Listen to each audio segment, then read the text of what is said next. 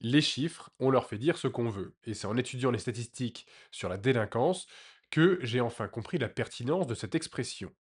Et j'en suis arrivé à me demander, est-ce qu'on aime vraiment son pays quand on déforme des chiffres pour justifier sa vision politique? Alors je m'explique.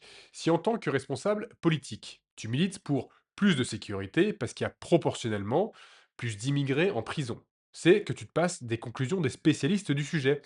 Et alors, soit c'est une stratégie de campagne pour pouvoir attirer des votants, et tu comptes changer de cap une fois élu, mais dans ce cas, tu trahis une partie de la nation, et le principe même de démocratie.